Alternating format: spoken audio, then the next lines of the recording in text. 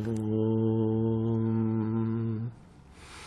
Prithvi Shantirantarikshagam Shantir Dyav Shantir Disha Shantiravantara Disha Shantiragni Shantir Vayu Shantiraditya Shantish Chandrama Shantir Nakshatrani Shantirapa Shantiroshadaya Shantir Vanaspataya Shantir Gau Shantiraja Shantirashva Shantir Purusha Shantir Brahma Shantir Brahmana Shantir Shantireva Shanti Shantir me Astu Shantihi.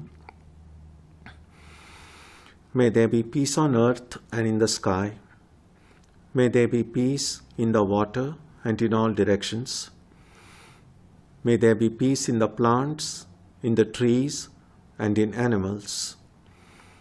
May there be peace in the hearts of all beings. May there be peace in everyone and in everything.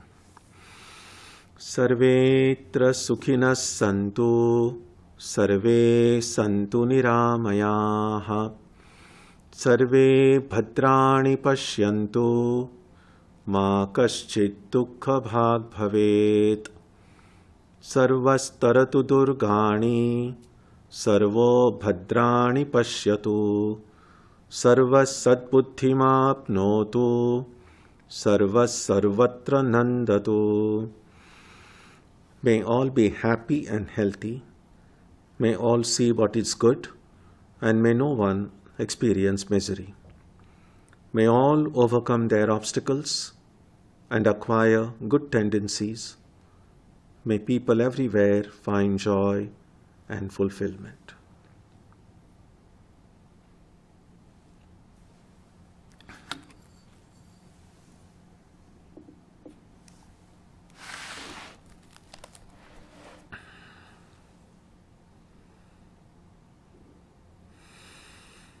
Let us now spend some time touching the center of peace and joy in our hearts. A good way to begin the practice is to withdraw the scattered energies of the mind and bring them to rest on one point. That point can be our own breathing. Let us therefore practice breathing with awareness. As we breathe in, let us visualize that our body and mind are being filled with love, strength, and compassion. And as we breathe out, let us release all the stress, anxiety, and exhaustion in the body and mind. Let us practice this way for a while.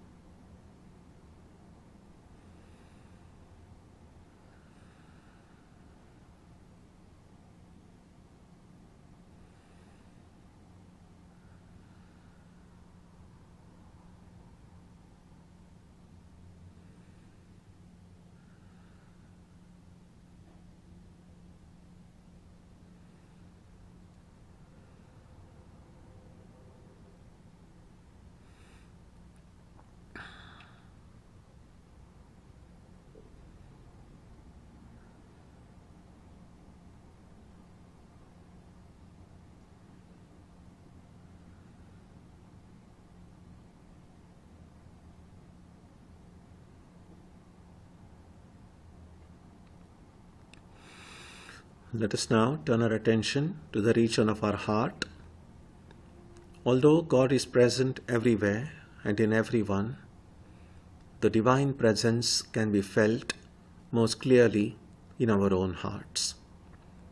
We can meditate in any way we have been taught. To remain focused, we can take the help of a short mental prayer or a mantra or a divine name. Let us now spend some time dwelling on the presence of God in our hearts.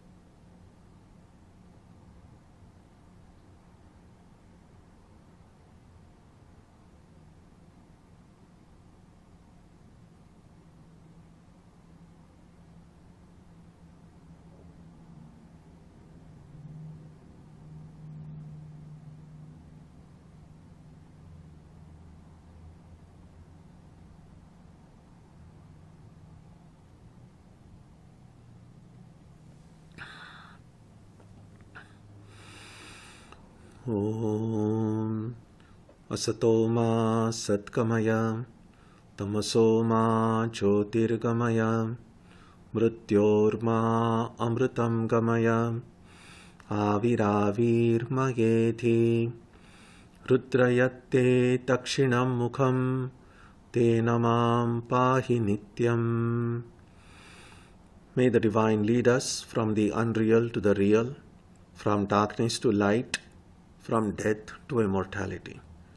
May the Divine Consciousness fill our hearts and protect us.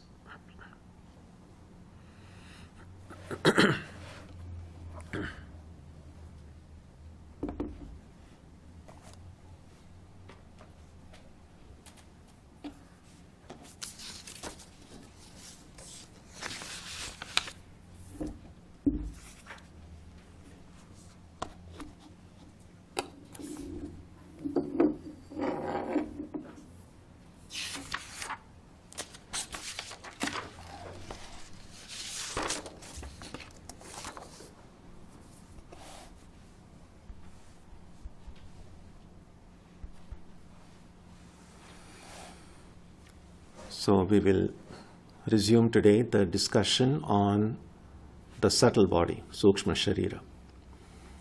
But before we continue, I would like to take up a few of the questions that were asked online. As you know that besides all of you who are here in person, there's also we have a fairly large virtual congregation who have been also participating virtually. And so some of the questions that were asked by them and which remained unanswered, so I would just want to briefly address them. So I'll read the question first and then the answer. Is the subtle body what we call awareness? No. Awareness is simply the Atman. So subtle body is as much a covering over the Atman as the body is. So as this body and the mind both are coverings, and they are not, they appear conscious because it is the awareness of the Atman which percolates through the mind and through the body. But the consciousness itself does not belong either to the body or the mind. Can you say something more about deep sleep? How is deep sleep experienced? In fact, this will come up in today's discussion as well, so I'll leave it to that time. Next, is the subtle body and the karmic impressions solely the reason for human birth? How is karma finished for a human life? Does it mean that good karma is the path to ending birth? Now, all the questions are good, but they'll need a much greater explanation in detail. We have gone over this several times in the past, and I'm sure we'll go through this several times in the future as well. For today, I will just say that, yes, one of the questions that can come is, why are we born at all? If the ideal of moksha means never to have to be born again, the question is logical, and why are we even born the first time? And the answer is simply exactly what was embedded in the question, that we are born to experience the results of our karma. Once all the karma is exhausted by experiencing the results, we won't have to be born again. But karma never gets exhausted, because even as we are exhausting the karma by experiencing its results, we are also simultaneously creating more karma at the same time. So our karma balance always remains positive. And that is how we are born again and again and again. Then there is a lot of discussion in this karma theory about how long is our lifespan. And what is essentially said is that every one of us is born with a certain amount of karma that is to be worked out in this life. So the karma that has begun to yield result. In Sanskrit, that is called prarabdha. Arabdha means that which has begun. Pra is the prefix. So prarabdha means karma which has begun to yield results. So it's a little bit like someone gives you a purse and says, go and enjoy. Go to the city, enjoy. Here's this money for you. Use this money to spend. And as soon as this money is exhausted, you'll have to come back. But one condition, you cannot open the purse. So you will never know how much money is there. And that is why, and not everyone has the same amount of money, which is why we see people have different lifespans. So because we don't know how much karma we have to work out, we also don't know how long this body is going to survive. But as soon as that purse is empty, then any excuse to die will do. That's why it's not just that we necessarily have to be sick or old to die. Healthy people die suddenly, or there could be accidents. It could be any reason. So, or sometimes there could be a major accident and we'll see that someone miraculously survives. And everyone is surprised. And the reason is, well, there was still this, your purse wasn't empty yet. And so that's how lifespan is determined. Next question.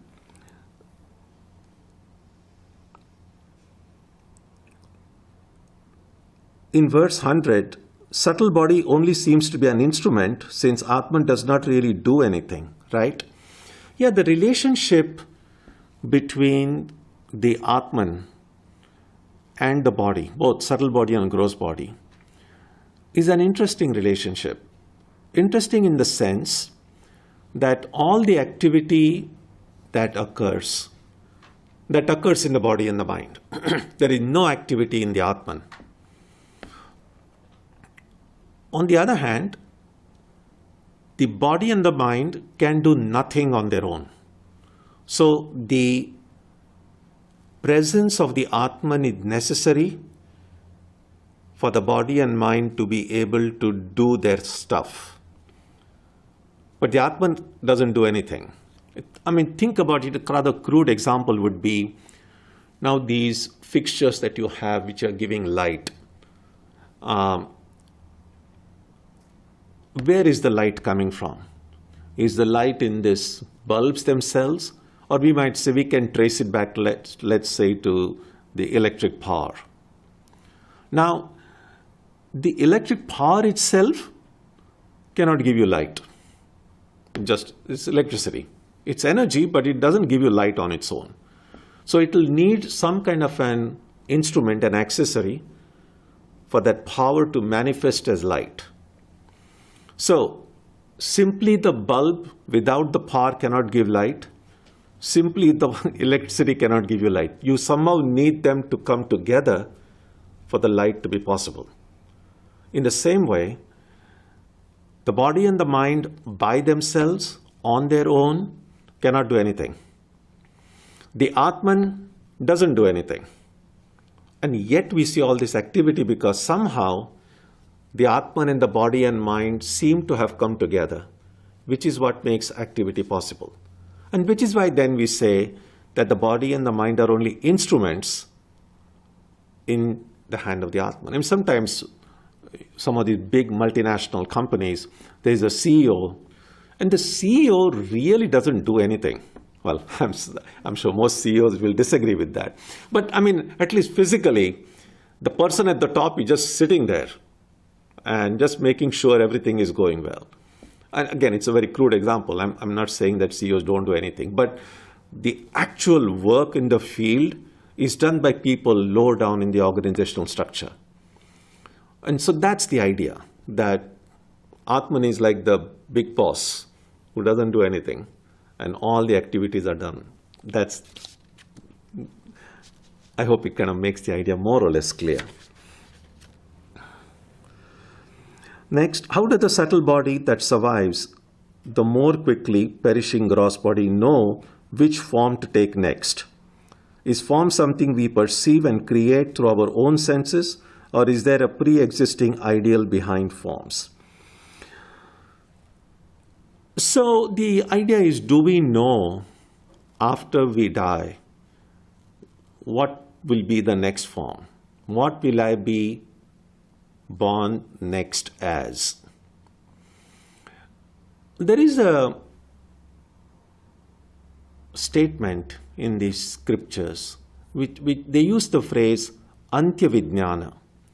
Antya Vijnana Antya means the end. Vijnana is knowledge. So the last bit of knowledge a person has before dying, just the nanosecond before dying, is where they are going. But it's the last one. They cannot say or do anything after that. So obviously, even though we may be around nearby, the person who is about to die can't say, okay, next I'm going there. They can't do that because that's the last thing that happens. So there is this theory that they know exactly at the last moment. Well, we will know at some point. Because the idea is that, see, okay, just one bit of thought to think. When we speak about next birth,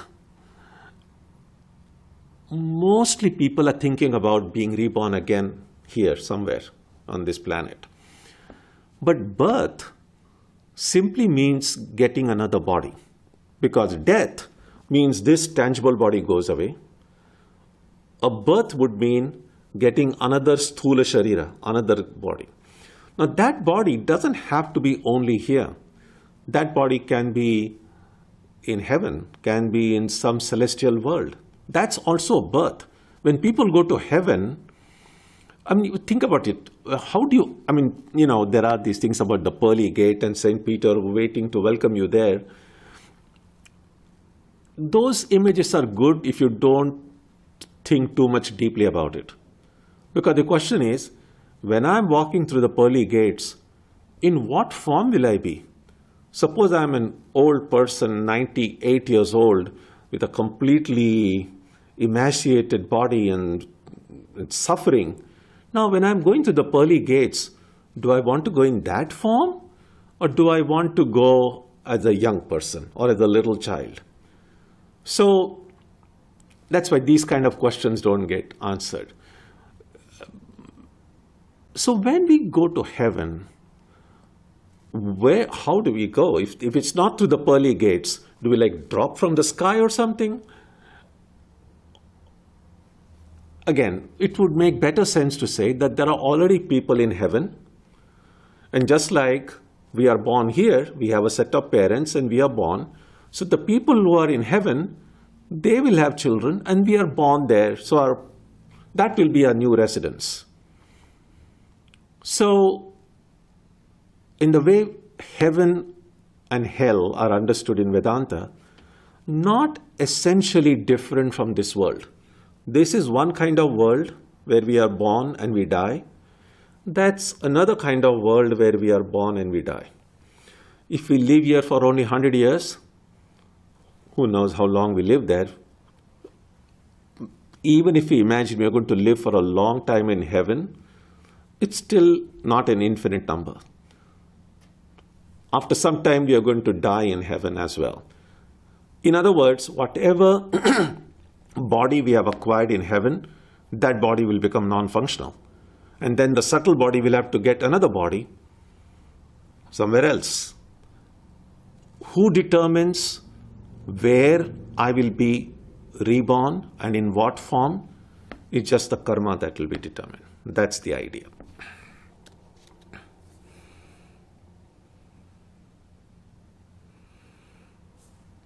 Okay. So now we can start with verse number 104.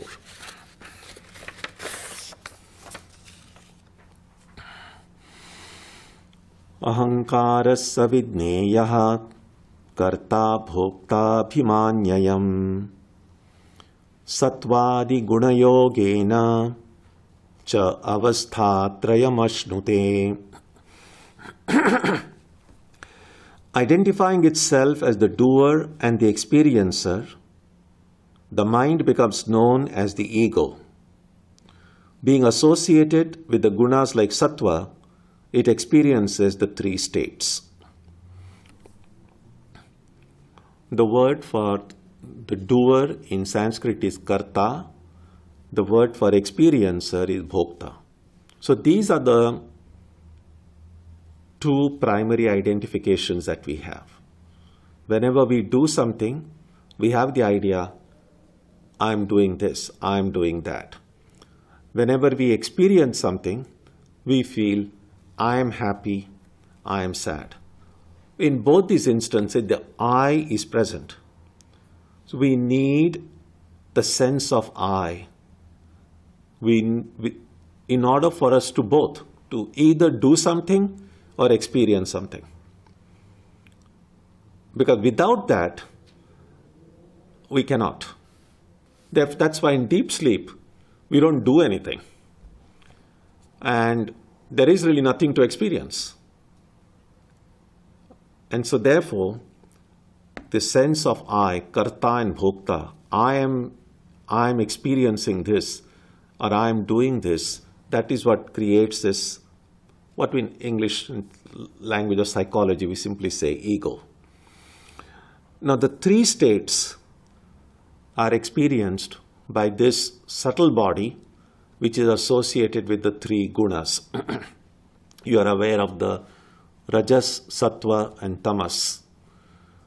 Now, the gunas are essential attributes of matter. So wherever matter is present, all the three gunas are present. But it's possible to look upon the three states as states where one of these three gunas is in greater measure. The preponderance of one guna over the other. That doesn't mean the other gunas are absent. It's just that the one guna is the dominating guna in that state.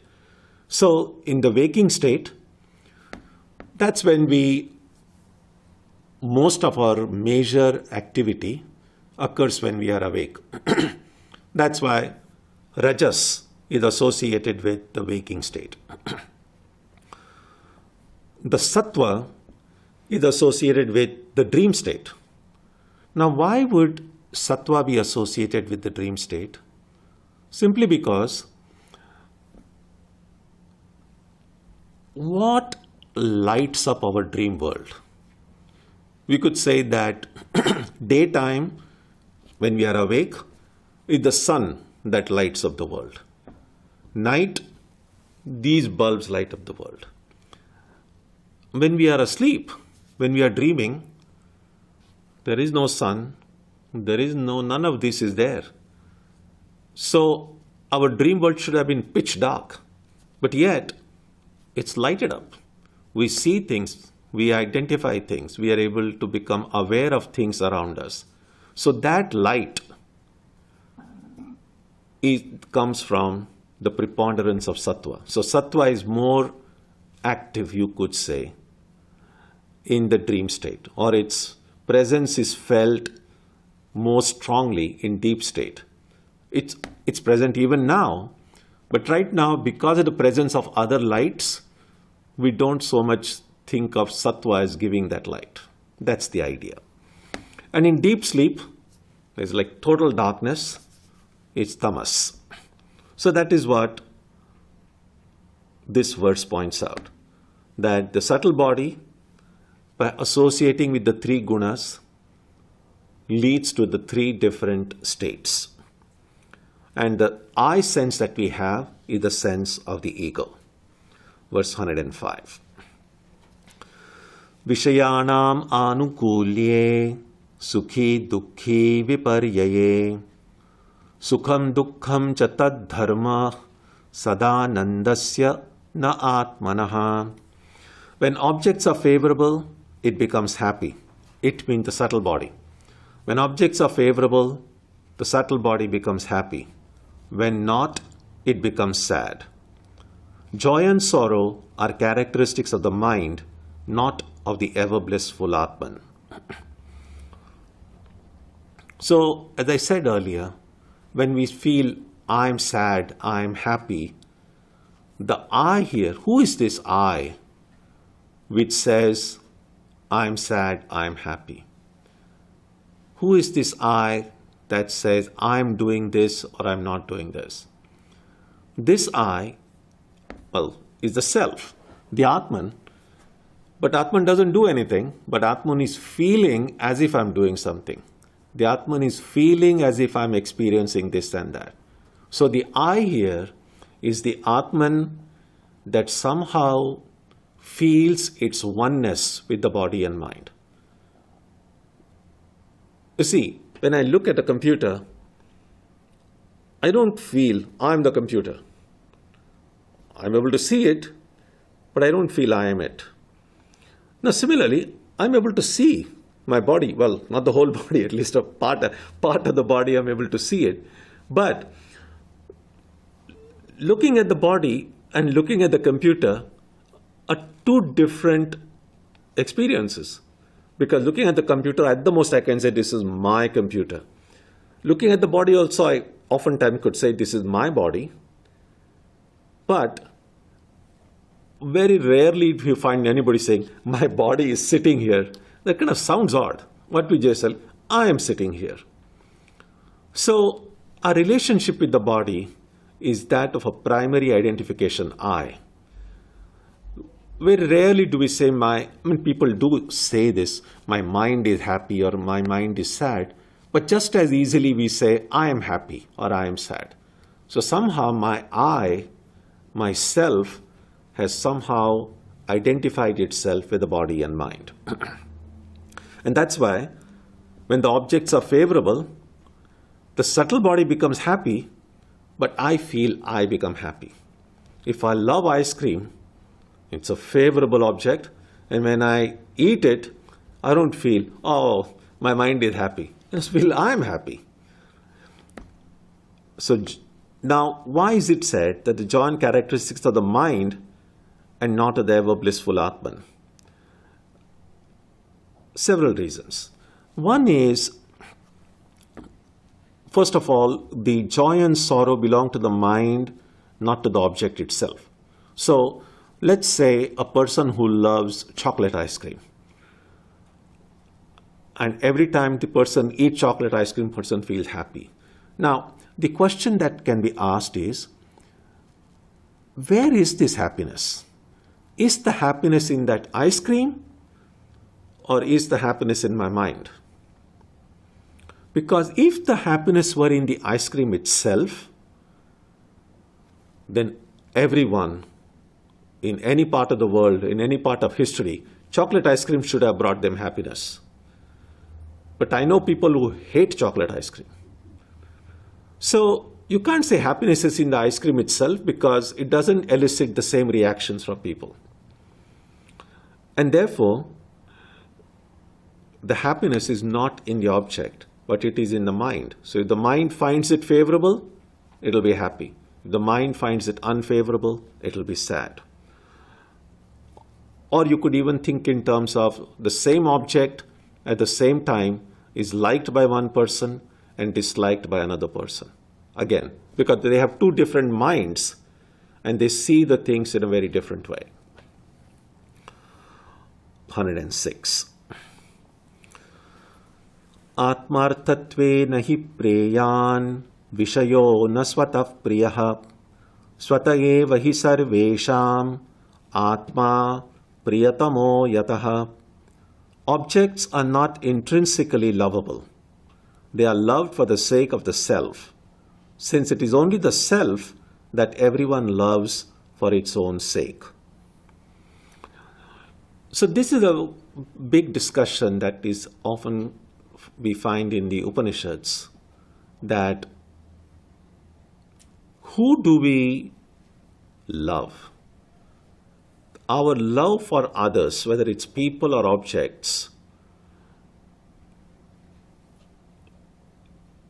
do we love others for others' sake, or do we love others for some different purpose? Now, love is often thought of as selfless. There is this passage in the Brihadaranyaka Upanishad which says that everything becomes an object of love, everything becomes lovable, not for its sake, but for the sake of the self. One easy way to understand that is, if we look at the objects of love in our own life, we will see that anything that is meaningful to us, anything somehow that adds meaning to our life, artha, we are able to relate to that thing. And that thing could be a dish or food, could be a person, could be a place, could be anything. Anything that we love, any person that we love, holds some meaning for us. And our love will continue as long as that meaningfulness continues. So the important thing here is not just the meaningfulness, but it's meaningfulness to us, meaningfulness to me. You will see that, especially you can see it more clearly when you have these fans of sports fans or fans of some movie stars, or people who adore some celebrity or something. Now, would say, a lot of time you'll say, oh, I love this player or love this star. Maybe they have never even met them in their life. So what kind of a love is that? It's because that adoration is fulfilling some need in my heart, is making my life somehow more meaningful. And that's why sometimes if that sports person whom one adores somehow falls from grace or does something absolutely stupid, then you'll find many fans are saying, oh, I just hate that person. I just hate it. So how does some object of love which was so meaningful can become so dramatically an object of hatred, or at the very least, the object of indifference? And the reason is, as I said, as soon as anything stops being meaningful to us, fulfilling some need of the self, love disappears. And that's why the observation in the Upanishads is that only the self is loved for its own sake. And everything else that is loved for the sake of the self. Now, there's another way to look at it, of course, also. And that is, the self that we are talking about is not different in us. So there is only the same Atman, the same awareness, same consciousness present in all. So even when I love another person, because of my ignorance, I might think that I'm loving another person. But the reality is that the self in me and the self in that person are one and the same. And so the real connection, the real union that occurs at the spiritual level, because the self is the same. But we will recognize that, we will realize that, we will know that only when our perception becomes clear. So there is a lot that can be reflected on this idea of love. We'll have occasions to discuss it further in future discussions. In Bhakti Yoga, this idea of love becomes even more prominent. That often we say, oh, I love God. God's love for me and my love for God. And then we also speak about, oh, I love ice cream. I love this place. So we're using the same word, love, to all those cases. Is there any qualitative difference between a soul's love for God and God's love for us, and the love that we have and that we experience in other contexts? So all of these questions are addressed, and there are no like simple, easy yes or no answers to these. So different schools of devotional schools, when they discuss the nature of bhakti, the nature of devotion, the nature of love, all these topics come up. So there is a lot to reflect on here. But it's enough for our present discussion to know that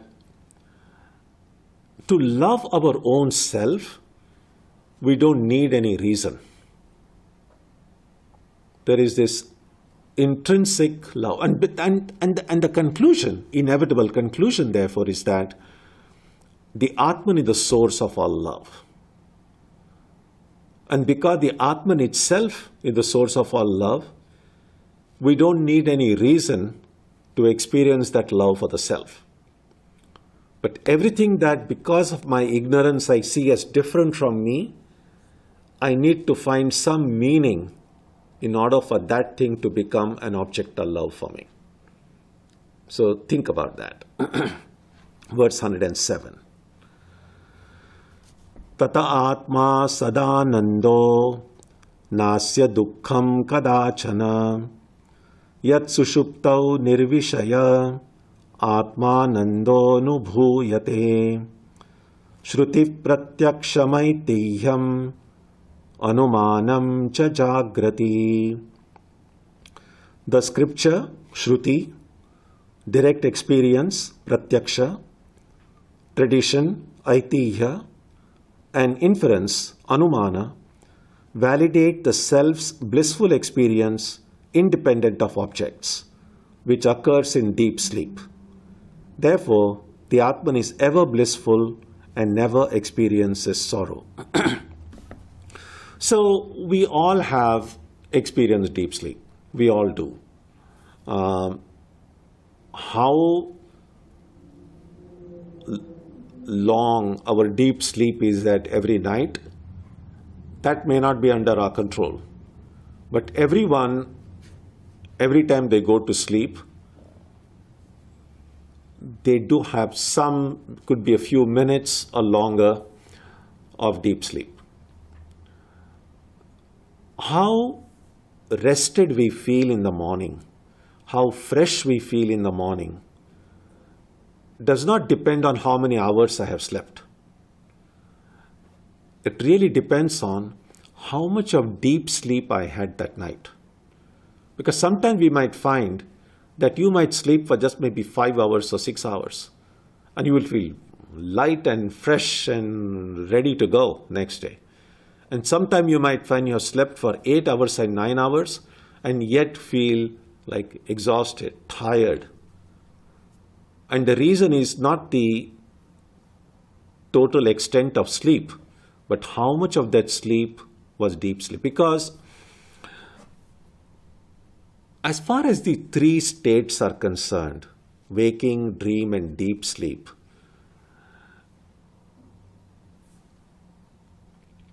the maximum and a profound rest is possible only in deep sleep.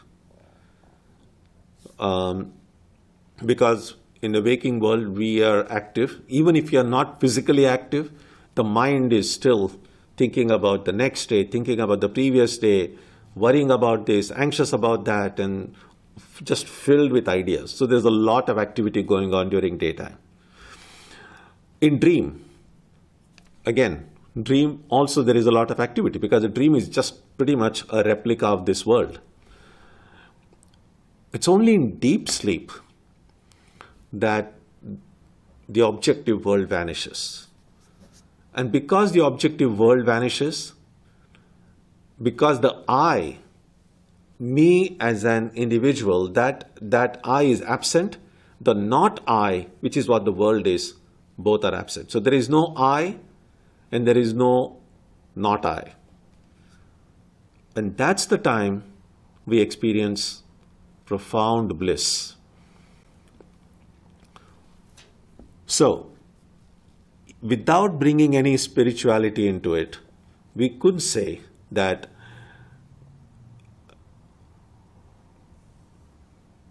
the best rest and the greatest bliss can come to us in deep sleep.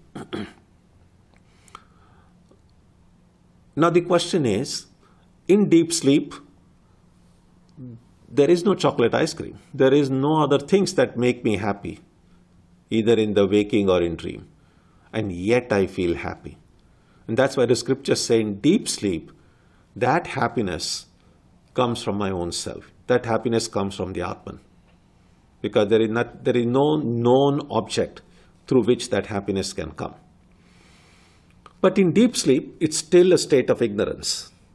So the bliss of the Atman is still covered by the layer of ignorance.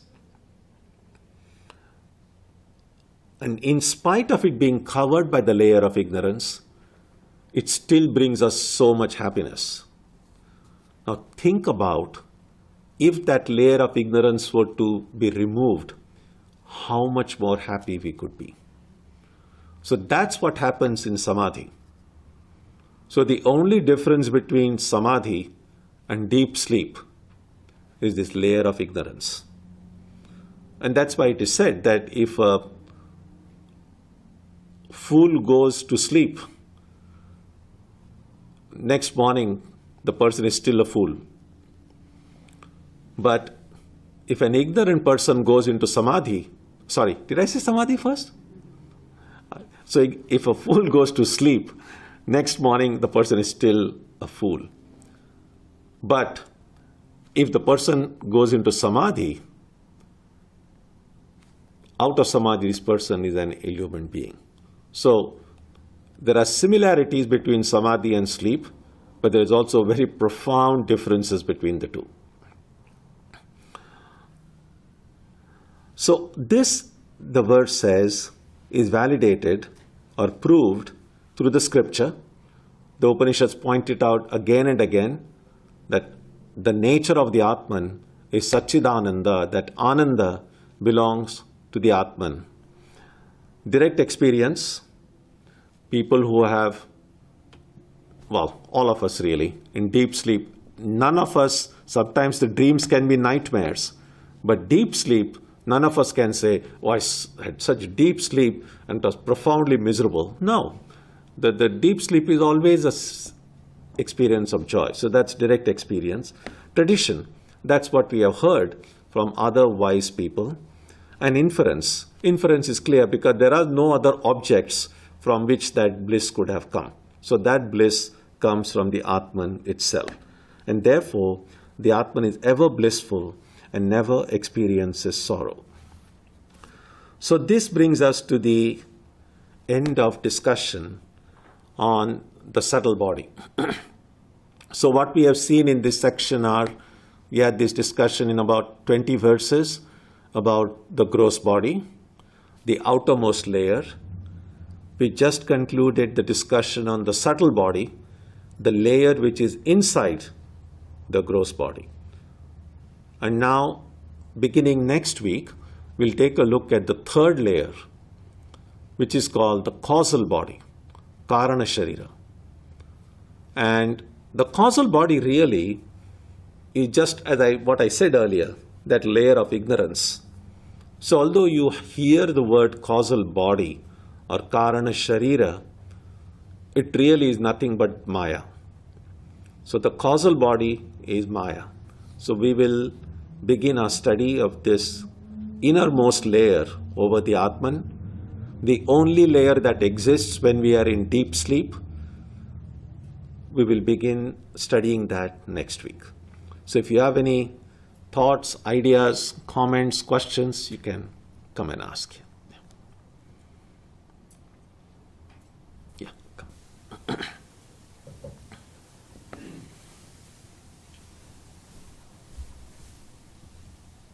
Maharaj. You can adjust it to your this thing.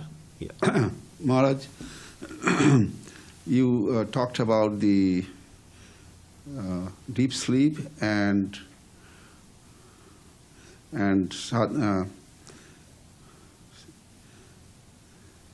the sadhana, what's it called? Samadhi. Samadhi. No, sorry. So, in deep sleep, the tamasa was dominant. Mm-hmm. And in sadhana, is it the equilibrium of all the three gunas? No, in samadhi, really, it's just sattva. Only sattva. Sattva, well, you could say sattva is 99.9%. Because, as long as there is a material layer, all the three gunas are always going to be there. Yeah. But the others are like almost not there. So, yes, that's why cultivating and developing the sattvic guna is considered helpful in the development of one's spiritual life. Yeah. Okay. Yeah. Yeah, Vikram.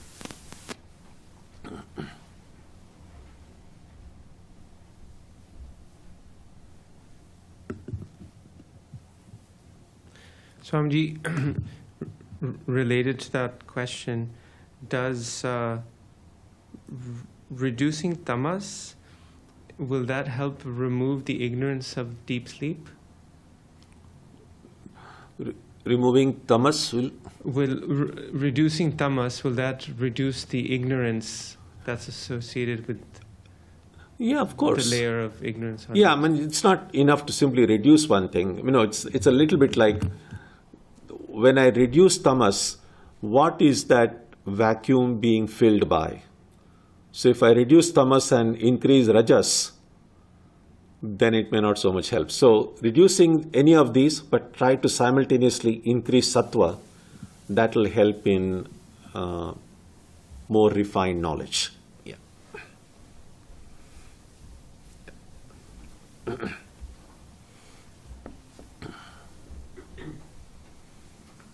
So Swamiji, the physical body and the causal body is different between different people. Is the Karana Sharira, is that identical among all people, or does that have some potentialities of the other two states where it's also differentiated between different people? Yeah, good question. There is ignorance and there is individual ignorance. It's a little bit like the difference between a tree and a forest. Now, a forest is a collection of trees. So you cannot say the forest is different from trees, but just as we can make a distinction between a single tree and a forest, we could make the distinction between the ignorance in my heart as distinct from ignorance in yours. Or we could also speak about an ignorance which is covering everybody. So I don't think this is particularly helpful to go too much deep into this. I don't think it's necessarily in any, it kind of goes into a more philosophical, intricate questions like, are there really many people or not? So when we are asking whether the ignorance is different in different people, we are already making an assumption that there are different people, while the basic thing is there is only one. So that's why this question cannot be answered in a straightforward way. Yeah. Yep.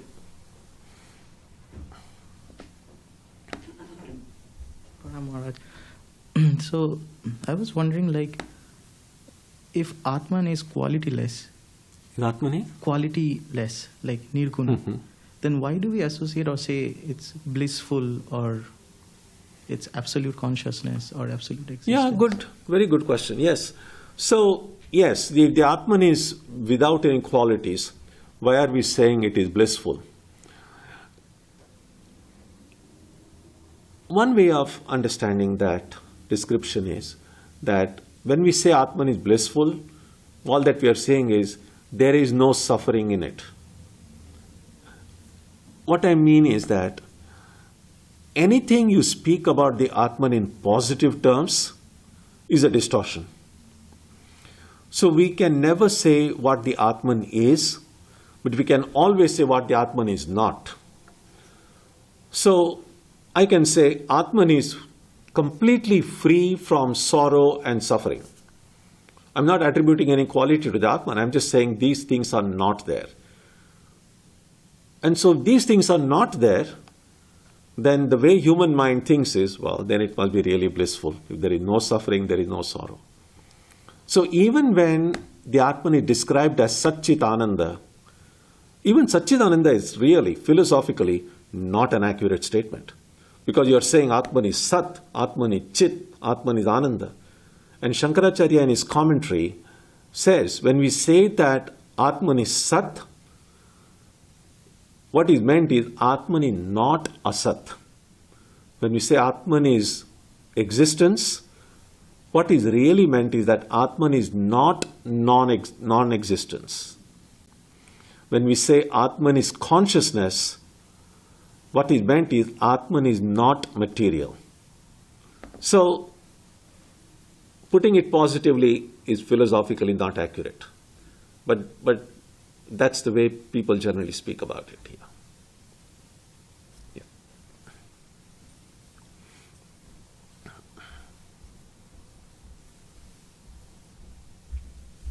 Swamiji, it's kind of a follow-up question. When we say that, Atman is blissful, so who is experiencing that blissfulness if Atman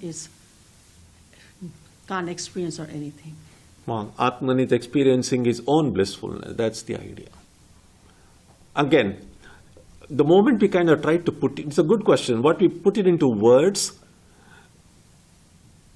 it just doesn't make any sense. That's why we cannot express it in words. Because you say, well, if I'm experiencing my own sweetness, then the subject and the object cannot be located in the same person. And so, therefore, you cannot put it into words. And that's why ultimately all these texts will say, you cannot speak about it, just experience it. The trouble is, no experience can be expressed perfectly. And it's not just about the Atman, any experience. You go to Starbucks and they fix you a new kind of coffee, a new brew, and then you drink it, and then they say, how is it? How did you like it? And what are you going to say? You're going to say oh, this is amazing, this is great. You can use any number of adjectives. But that gives you some idea, well, this was tasty. But only when you have drunk it, you know exactly what that taste is. You cannot put that experience into words so that someone who has not tasted it will completely understand it. And that's the thing about the Atman. What the scriptures are trying to do is they're trying to put into words, sometimes positively, sometimes negatively, so that we'll have some idea. But what exactly that experience is we have to experience it ourselves. Sri Ramakrishna he gives that this exactly a similar example in his conversations. And when he says, if someone asks you, how does ghee taste? And the answer is, well, ghee tastes like ghee. And there's nothing else you can do about it. The only way to understand it is actually take some ghee and taste it. In fact, in Tulsidas, when he composed this song on Rama, so as he was writing that song, in one place, Tulsidas begins by saying, Rama's face is like, and then he stopped. And he's like, now what shall I compare it with? And normally people, before we actually landed on the moon and saw what it was, olden previous century poetry would like, oh, such a moon-like face. And that was like a great oriental description of a beautiful face. But when you are comparing with the beauty of Rama's face, and Tulsidas is like, Rama's face is like, and he tried to think of the best imagery he could in this world. Nothing came closer to the beauty of Rama's face. And so finally Tulsidas ends that in that there is a line in his which says, Ram's face is like Ram's face, because there is nothing else. It's without parallel. And that's how it is. So similarly, what the Atman is, okay, here are all these descriptions. They don't make complete sense. There's always going to be questions related with that. But that's the best we can do with the use of words and language. If you want to know more, experience it for yourself. Now, that's important, because none of these books say that, oh, these rishis experienced the Atman, all of you just believe it now. Just go offer flowers and worship and that's it. No, what they say is, every one of us can experience it. If we want to, and if we do everything that is necessary to experience it. So that's important. Any other thoughts? Okay, so we will stop here today, and next week we will begin discussing Maya. So we are already in it. We have been in it for God knows how long. That is why Maya is sometimes referred to as beginningless. We don't even know when it all started. We don't know how many trillions and gazillion births we have had in the past, because we don't remember anything we don't know. So we have been born like countless number of times. We have gotten so used to Maya that many people don't even know that there is life beyond Maya. I mean, to give a rather silly example would be, think about the younger generation, people who are, say, 15 or 20 years old. It's so difficult for people in that age group to know that life is possible without cell phones, that life is possible without social media, that people have lived for generations, for centuries, without any of this.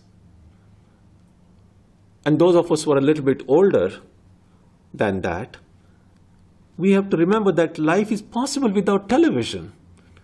Television hasn't been all along throughout eternity, and people lived meaningful lives, full lives, even without all these gadgets. But now, they have become so much a part of our life We cannot even imagine a life without TV, without phones, and without all these things.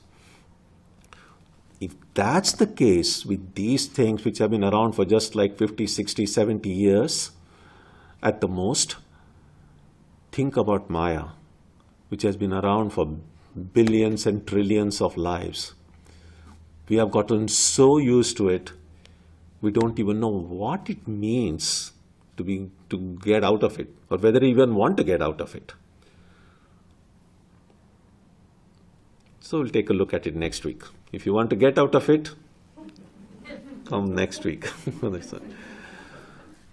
Om Jananim Saradam Devim Ramakrishnam Jagadgurum Padapadme Tayo Shritva Pranamami Muhur Muhu.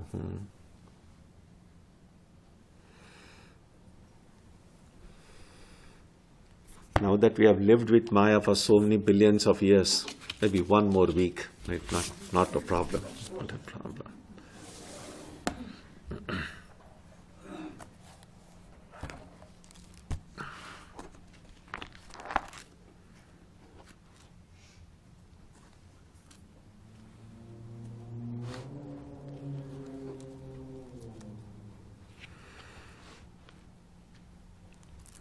So on Sunday, we'll have a special Easter service, and the topic will be the message of Easter on Sunday. Next Wednesday, we'll continue this study of Vivekachudamani, and on Saturday, we'll have meditation at 6 o'clock. So you're welcome. 6 p.m. All of you are welcome.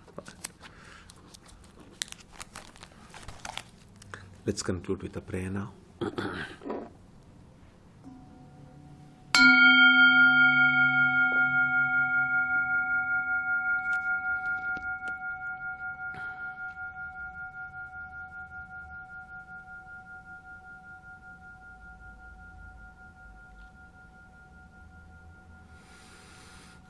May the Divine Being, who is the Father in heaven of the Christians, Holy One of the Jewish faith, Allah of the Muslims, Buddha of the Buddhists, Tao of the Taoists, Ahura Mazda of the Zoroastrians, the Great Spirit of the Native Americans, and Brahman of the Hindus, lead us from the unreal to the real, from darkness to light, from death to immortality.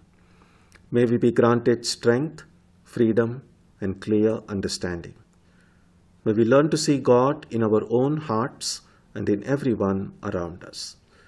May God bless us all and fill our hearts with gratitude, grace, and love.